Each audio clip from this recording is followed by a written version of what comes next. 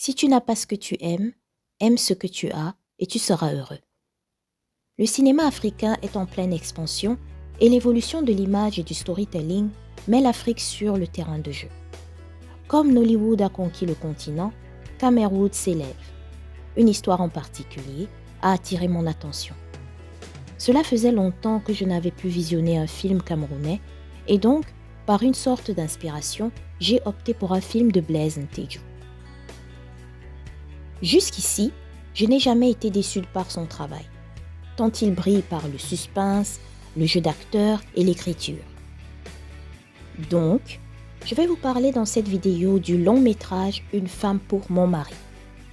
L'histoire suit un couple qui s'aime, mais qui n'a pas eu la grâce en 10 ans de mariage d'avoir une descendance.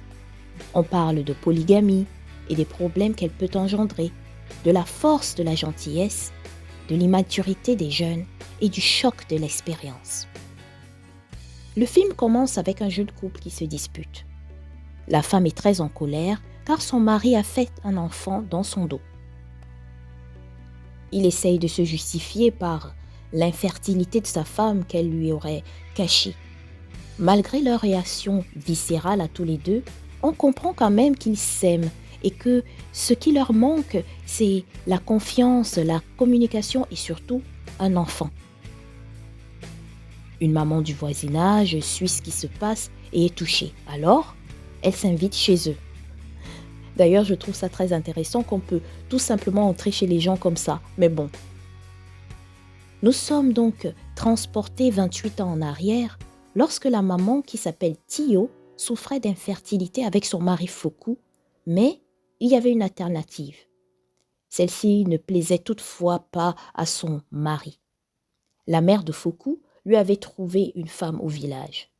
Celle-ci, jeune, est, du moins on l'espère, féconde.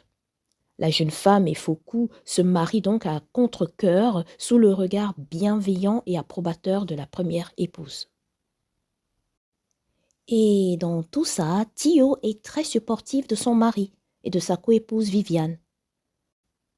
Pourtant, cette dernière ne coopère que très difficilement car elle a un amoureux du village voisin qui se cherche encore tout en lui vendant de l'amour à l'eau de rose.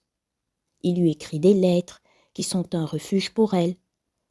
Lorsque finalement elle tombe enceinte et enfante, les amoureux prévoient de partir loin, dans une autre ville où le garçon aurait trouvé du travail. Il faut noter que Viviane rejette son enfant depuis sa gestation jusqu'à sa naissance et n'en veut rien savoir. Ça, c'est vraiment grave, hein? Elle quitte donc son foyer et va rejoindre son chéri, mais leur idylle est de courte durée. Viviane se rend vite compte que celui qu'elle appelle affectueusement « mon roi » n'est pas celui qu'elle croyait. Il est alcoolique, infidèle et pire encore, violent. Il abuse d'elle à plusieurs reprises.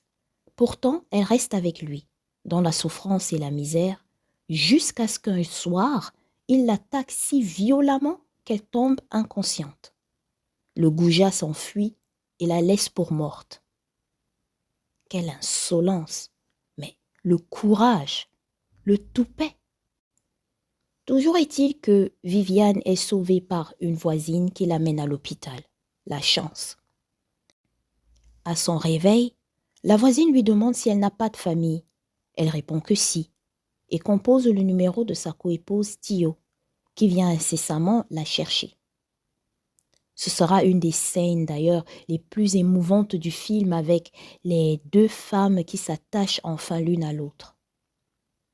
Je ne vais pas spoiler le reste du film car je vous recommande vivement de le voir. Il est disponible ici sur YouTube. Les acteurs sont au top, surtout les principaux. Le couple du début, même si ils ne sont que peu à l'écran, font du bon taf. Il y a une bonne alchimie entre eux, tout comme Ntedjou et Doris Méli, qui, soit dit en passant, est trop belle. J'ai adoré sa douceur, son style vestimentaire, ses cheveux et ses différentes coiffures. Une vraie inspiration.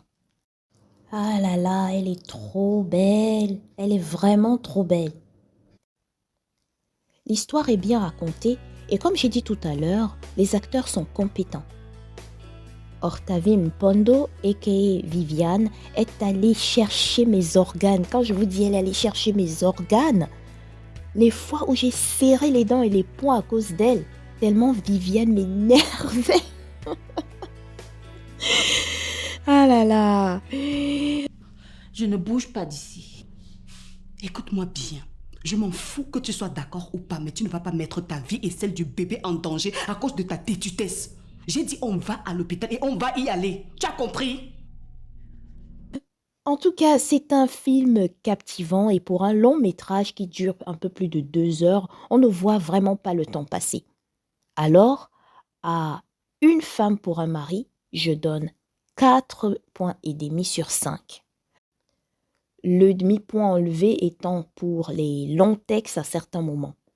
Car Maman Tio fait de longs monologues qui sont plutôt irréalistes.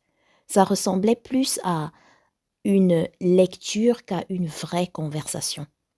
Mais j'exagère bien sûr un peu parce que ce qu'elle dit est rempli de sagesse.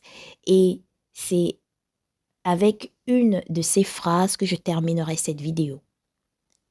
Si tu n'as pas ce que tu aimes, aime ce que tu as et tu seras heureux. Merci de m'avoir suivi. Bye.